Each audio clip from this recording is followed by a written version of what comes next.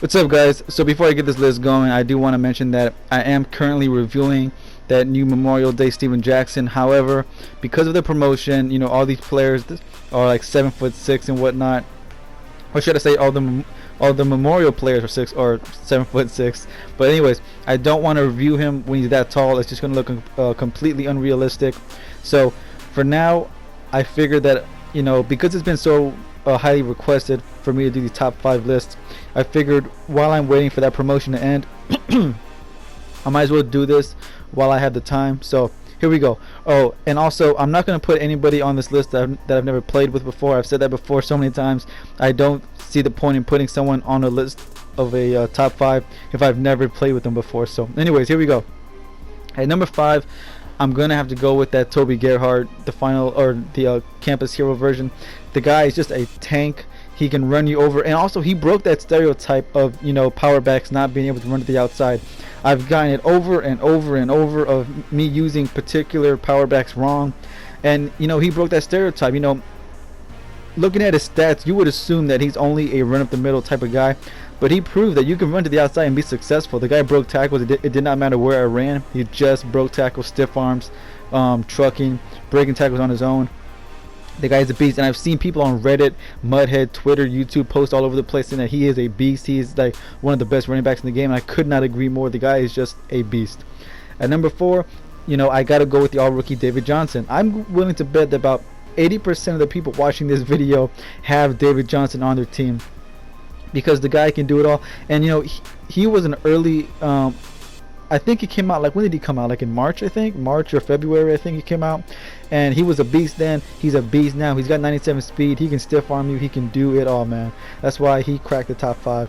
At number 3, I gotta go with the ultimate freeze, Bo Jackson. I mean, when he first came out, everybody was complaining that he was just completely OP. And even right now, with the crazy linebackers and defensive ends and safeties coming out who are just, also OP, Bo Jackson, I feel, can still hold his own. He does everything well. He can run you over. He can stiff arm you. He can run around you, juke you, all-purpose back. The guy is just amazing. At number 2, this was a bit of a toss-up, because it's going to be position hero AP. He's the number 2 spot, and I was going back and forth between him and Bo Jackson, like who should be number 2, who should be number 3. And honestly, I feel that AP plays a tiny bit better, and not only that, he goes for like 100k less. So with those two things thrown in there, the fact that AP plays a bit better, and the fact that he's like 100k less, just pushed him to that number 2 spot.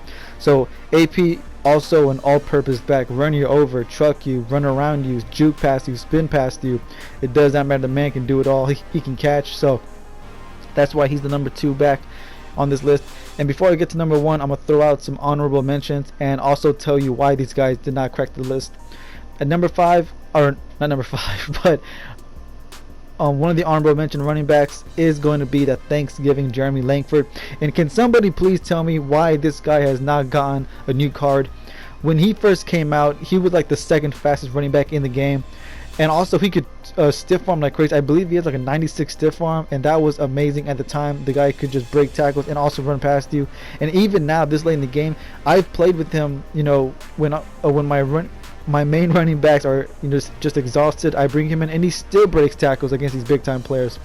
And I can only imagine if he got like a final edition running back card with like a 95 overall with like 98 speed or whatever, he would be a beast. So can somebody please tell EA to watch this video and give this man a card, because I'm so tired of all these guys getting like just multiple versions of themselves. Like the Mike Evans, he got like a base card, team of the year card, or team of the week card, final edition card, campus hero card. I mean, he's gotten so many versions. Can we like get some variety? Stop giving the same guys different versions of the cards.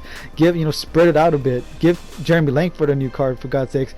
Only an 86 overall and still doing work. So the only reason he did not crack the top 5 list is because I thought to myself, if it was 4th and 2, would I want Jeremy Langford over Toby Gerhardt, David Johnson, Bo Jackson, and AP? Would I want him over them? And I thought no, I would definitely prefer one of those guys if it was 4th and 2.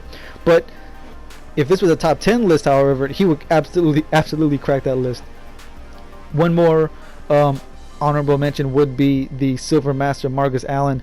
The reason he did not crack the list is because his price, I believe he still goes for like what, I think like 800k or 900k, maybe a million.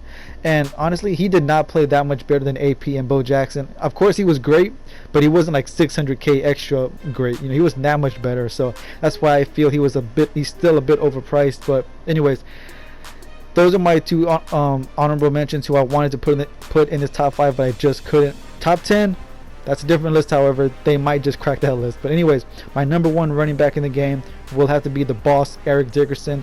The guy, it's like if you grabbed all the other guys in the top 4 and mixed them all together, you would get Boss Dickerson. The guy is a beast. Just broke amazing tackles consistently, man.